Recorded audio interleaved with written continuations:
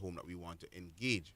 However, if the police says to you that they will be calling the government contracted funeral home, then you should allow the police to do so.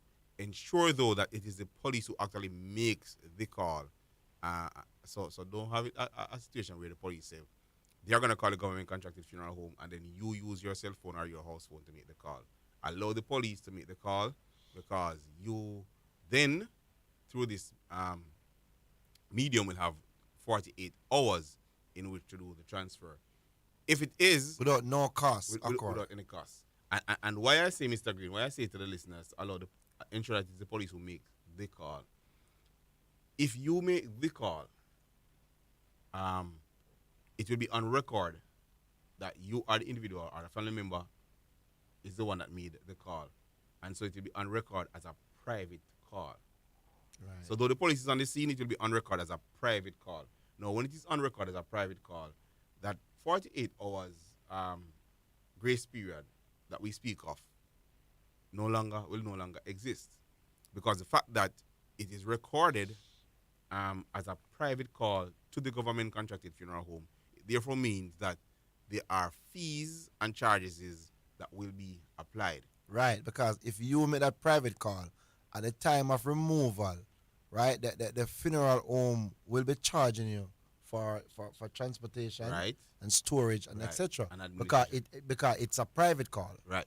So where the police say that they will need to call the government contracted funeral home, you allow the police to make the call, and this is just to alleviate whatever issues there may be, right? So please pay particular attention.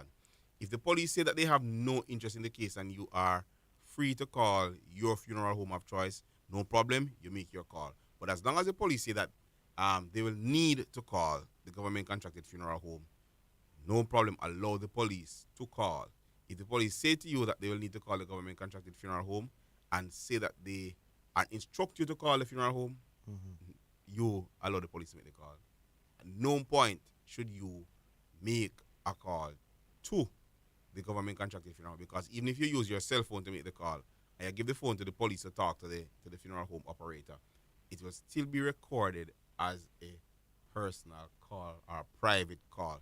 So then charges will be applied in this situation.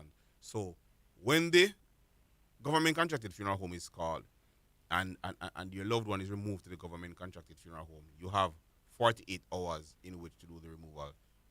But know that from the time when the call is made to the time when the removal is done, that is considered 24 hours in the funeral industry.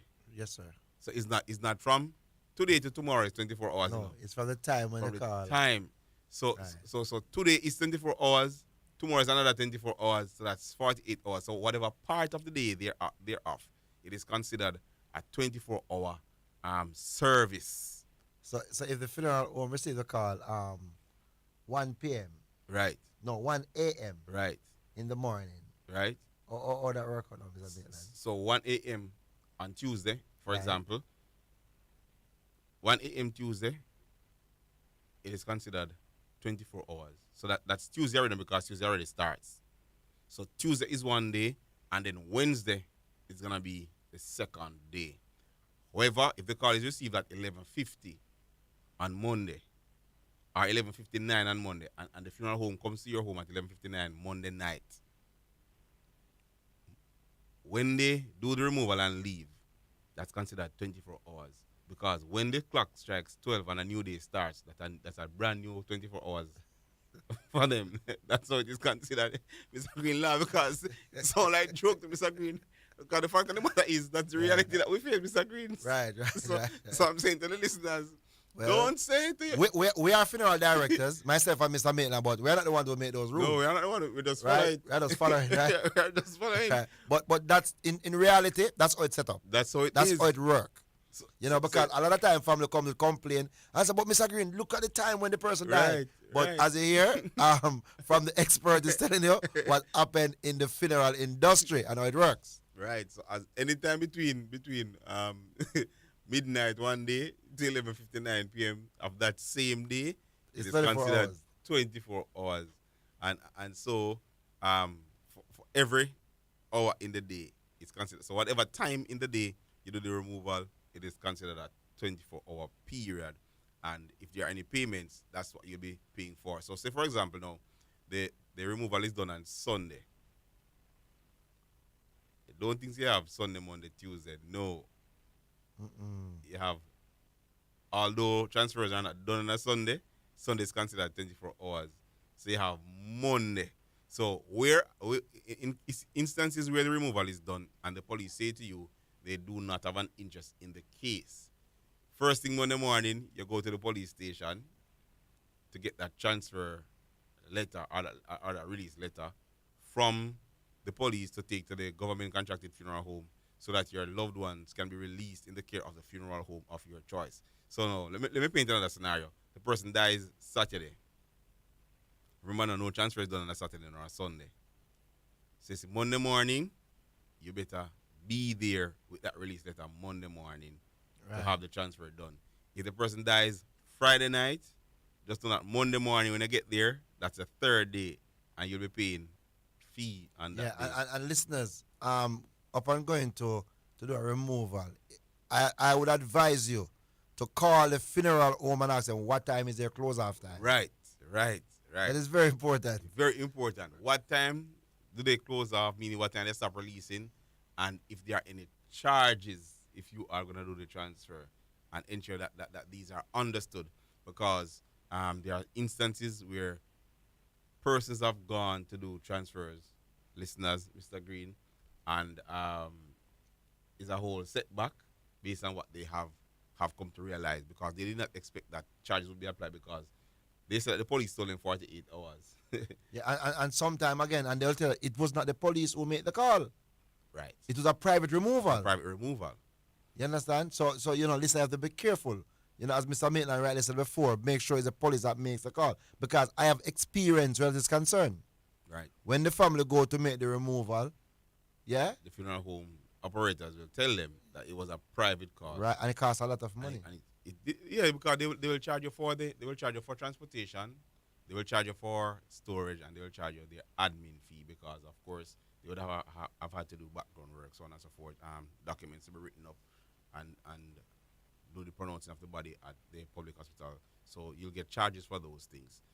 However, in situations where is a direct correlation between what the government stipulates and what their contractual agreement is, meaning where it is that the police makes a call and they come to do the removal, then those charges will be borne by the government. Again, it is important, Mr. Green, for the listeners not to sit back and say, all right, I have 48 hours. So after that, I can do what I what I advise my clients to do, Mr. Maitland, when we are doing a removal from a government contracted funeral home, I have my client ask the police. The police call the funeral home. Right. And get the information and to find out if there's any charges will apply. Right. So we can deal with it right there and then. Exactly. You understand? You don't want to go and get any surprise. So I'd advise you, once you're going to do a removal from a government contracted funeral home, it will be best if when you go to cut the release letter, you have the police call it. Have the police call the funeral home, informing them that the family have no interest. That the police has no interest. That the police have no interest, and the family will be removing to another funeral home. So is there any charges applied? You understand? So you can know there and then. Right. Definitely so. So Mr. Green, this is what relates in situations where your loved one is removed to a government contracted funeral home. We're gonna take a break now. When we come back, we're gonna look at the flip side, where a private contracted funeral home has the human remains and you want to transfer. So we'll talk about that when we come back from the break. Won't last forever. And if you trust in the Lord, your nights will turn to day. Just remember. Jadco hits the road with a dope-free message. Thursday, August 31, join Jerry D, the Vibe Master, at the Ocho Town Center and Sam Shop Square, Montego Bay for surprises and back-to-school giveaways. Special guest artist, the best no-dope to cope lyrics wins a prize. Bring it! Jadco Roadshow, Thursday, August 31, Ocho Town Center and Sam Shop Square, Montego Bay. Don't miss it. Jadco, Jamaica Anti-Doping Commission, celebrating 15 years, protecting brand Jamaica through clean sport. Win over $1 million in cash and prizes in the Yummy Summer Competition. Purchase any 4 of your favorite Yummy pastry. Write your name and number on your receipt. Send in with your Yummy salesman or drop off at the nearest supermarket or Yummy agency. 28 weekly prizes, 4 winners every week, plus grand draw August 28th for a laptop. $60,000, $30,000, plus a Yummy basket and back-to-school vouchers. Grand prize, a family weekend for 4 at the Holiday Inn. It's the Yummy Summer Competition, authorized under Section 58(3) of the Betting, Gaming and Lotteries Act. It will get better. It will get better. Won't last forever. Won't last forever. And if you trust in the Lord, your nights will turn to. And you know when you hear that sound, it is your mid-morning program. Final Decision aired here every Monday and Thursday at 11:30 a.m. We are today talking about the transfer of your loved ones, human remains, from one funeral home to the next. As per usual, Mr. Green is here with me to talk to you. And before the break, we were talking about doing the transfers from a government contracted funeral home to a private entity. Now, we are going to talk about situations where you have to do, the transfer from one private entity to the other in the funeral industry. And Mr. Green, just for argument's sake, I am going to use our funeral home names for the story.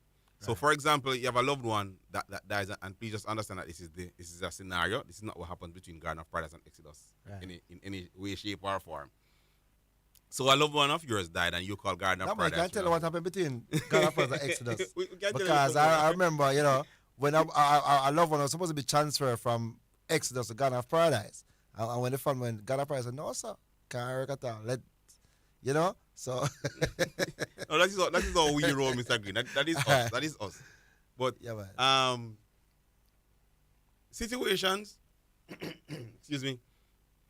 For example, you call Garden of Paradise Funeral Home, and after a couple of days, those who are paying says to the rest of the family, we really want to use the services of Exodus and not Garden of Paradise. And so then you have to go now to Garden of Paradise to say to the operators there, though we had called you initially, a decision has been made by the family members to transfer to Exodus Funeral Home. We are aware that there are cases where family members have a hard time. And in some situations, you are charged an exorbitant fee that we consider a sort of discouragement fee. Right. And so you're charged this fee, and the aim is that upon hearing the exorbitant price, you will decide to continue working with the funeral home that you have selected. However, these things are not supposed to be. Not supposed to be, Mr. Maitland. Because one of the things that I realize that a lot of funeral homes is practicing, once they do the removal from the hospital or the home, right, then the next day that their loved one is on the embalming table. Right. Start to make preparation for funeral.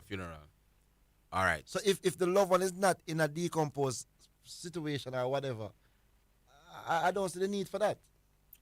So by right, listeners, instruction is supposed to be given to the funeral home operator, verbally or written, for them to do the embalming.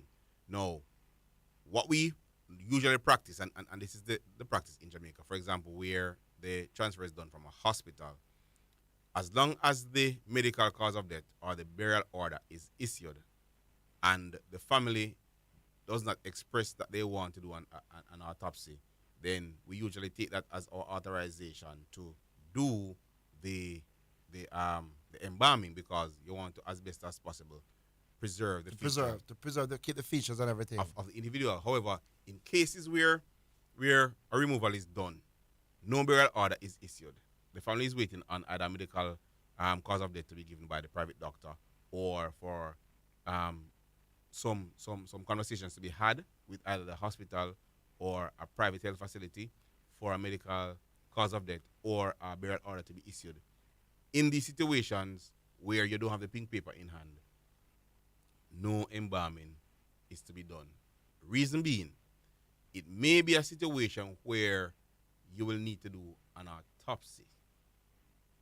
And if you go ahead to have embalming done, it may compromise the integrity of the autopsy. And so that is why there's a stipulation that until the burial order is issued and the family members say go ahead, then we ought not to do any embalming. However, Mr. Green, you and I have experiences where the practice is, as soon as the deceased is in the care of a funeral home, they go ahead and do the embalming. Especially when they have doubts. Especially when they have doubts. That there might be a removal. But then no, this can land them into serious problems. Because if the family members decide that they want to have an autopsy done, they did not give you permission to do embalming, you could be faced with a lawsuit. And this is something that most of us do not consider when we are carrying forward our actions, that there may be repercussions and very expensive repercussions down the road. And so the appeal is that in the industry, yes, we know it is unregulated, but there is some level of fairness that can be practiced. Yeah, Mr. Maitland, one thing I want us to look at, let us go back a little. As we look at the arrangement with the government contracted funeral doing the removal. Right. All right, let us look also now on the private funeral homes. Two funeral homes doing a removal, right? Now, what is the requirement? What is required from one funeral home to the other? All right. So standard, just like when you go to the government contracted funeral home, and in this instance, the police are the ones who instructed that you should go there, right? Right. And the police would give you a letter of release. Mm-hmm. In a situation where you are called by a family member, it is the person who made the call, because that will be the next of kin, that will be the person on record.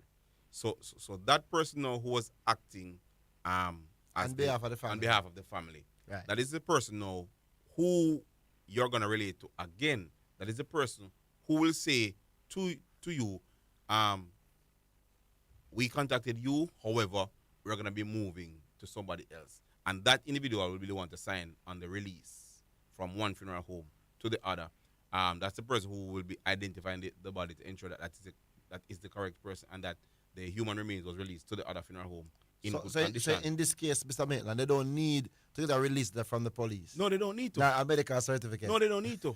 You don't need a burial order. You don't need a medical Right. certificate. The same way, because the fact is, when you got the call, when the police call the government contracted funeral home, and you're gonna do the removal now. Mr. Maitland, No burial order with this, this is where we're having the problem, because they are trying to practice what they see other funeral home, the government contracted funeral home do, which is wrong. You understand? No, but the fact is, Mr. Green, at no point when you get the release from the police are you asked to present a burial order. No, you present a release letter from the police. A release from the police, because it was the police who called. But if you notice, Mr. Maitland, because I have moved a lot of body from funeral homes on a weekly basis, right?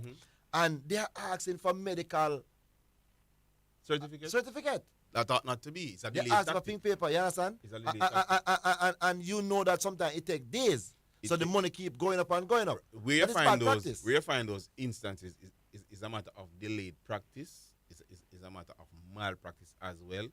And what I usually say to family members in those situations, have your lawyer write to the funeral home. Because when people say, Mr. Green, you released the body so quick. Mr. Listen to me now. If somebody asks me to do a removal for their loved one, and they come to me the next day and said, Mr. Green, we have a family meeting, and we decide that we are going to work with Garden of Paradise because the family used them in the past and they are comfortable with their service, and they want to go with Garden of Paradise, right? For me, I don't need no documents. You just simply charge for your So what I'm removal going to and do now, storage. I'm going to call the person who is the next of kin Right. and inform them as if are you aware Right. that the family had made this decision? Right. Are you okay with that? Right. I say If the yes, answer Mr. is Green. yes, if no if they say problem. no, Mr. Green, we are not going to go with that, then the family have got to sort out, you know, Right. and come back to me. Right. Because the person who called me to do the removal is not in agreement. Right. And that is the person that you lies with. But Right. so long as there is an agreement with the family and they say, okay, no problem. The only thing you really are supposed to charge for your removal And your storage. transportation. That's all. That's all it's about charge for. all. And let the people them go and transact their business Where they are more and feel comfortable and mourn the loss of their loved one. the loss of their loved one. Right. And in instances, Mr. Green, where it is that you would have just done the removal. And there are cases where you just remove and the person say that, boy, they're going to use another funeral home. You just take the body there to the other funeral home for them. I mean, it is good customer service. Mr. Maitland, over in St. Mary and Portland, if a funeral home is doing a removal from Exodus, and I'm proudly can say this, yeah, I ask them if they want me to take the loved one to their morgue. Exactly. Because I'm going to say, sir, you're not in Kingston today, so, I mean, you sure you want to drive all the way over in Kingston? Or you want me to bring, you know, because I'm in St. Mary, you know what I mean? Exactly. So And, that's good practice. And that's the way it is to be. And where there are challenges, where individuals are having challenges with funeral homes, in having transfers done, in having your loved ones interred the way you want, again, we suggest give us a call and we can deal with this privately, or we can instruct you as to how these things can be dealt with, because there are some malpractices that we are trying to eliminate from the industry, because the professional conduct must come to fore. It is a professional industry and we want it to be seen and treated as such. right, and we have no control over how much they charge you for doing the removal. That's No, we don't. We can only guide you. we can only guide you because you know Exodus or God of Paradise might charge $5, and next person feel I don't want to charge $10. We have no control over that, you know. But we'll guide you as to how to work around certain things and alleviate some problems. As per usual, Mr. Green, we're just gonna share our numbers with the listeners in case they want to call if there's anybody new, because I know by now those who listen to us weekly are familiar with the numbers, but in case there's any new listener, we want to welcome you to the program. Feel free to call us at any point in time. My number is 876-870-5848. I am Mark Maitland from the Garden of Paradise Funeral Home, and my number is 845-3528. That's 845-3528, and I'm Errol Green from Exodus Funeral Home. and as per usual, we tell you that it will get better because it came to pass. And Two funeral homes come together, Mr. Maitland. to make things a whole lot better, Make things a whole lot better. because the industry is a professional industry and we want it to be seen and treated as such. As such. We are here on a weekly basis to provide for you the information that you will need to navigate through the funeral industry, and also to see how best we can assist in making your grieving a whole lot easier and give you understanding as to how things work in the funeral industry. Until we meet again on Thursday, this has been another wonderful program. We thank you so much for giving us audience, and it will get better because it came to pass. Mr. Green, any final words? You know, my final word, I just want to big up to Montego Bay Community College. Yeah, yeah. Yes. For making this funeral industry to, you know, Yeah. the changes that they have bring to the industry, Mr. Maitland. Yes, wonderful, Mr. Green. Wonderful. man. Thank you very much for that, because Montego Bay Community College has done something for Jamaica And the Caribbean that is novel. You can Right. now stay in Jamaica and get your certification to become a certified funeral director, a certified mortician, and if you want to do short courses, you can become a certified embalmer, a certified cosmetic, whatever it is. So you don't have to spend $5 million. You don't have to spend $5 million to go overseas and spend boarding. Right. You can stay right here in Jamaica and do it at Montego. And as a matter of fact, if you're in Kingston or Portmore, you don't even have to travel to Montego Bay, because the program is run through the Excelsior Community College that facilitates you going there. So it's not a situation where you even need to go to Mobe. Right. Much more go through the airport. Right at your fingertip. Right at your fingertip. Thank you so very much, listeners, and we'll be here with you again on Thursday as we share with you vital information this program final decision. It will get better. It will get better. Won't last forever. Won't last forever. And if you trust in the Lord, your nights will turn to day. Just remember.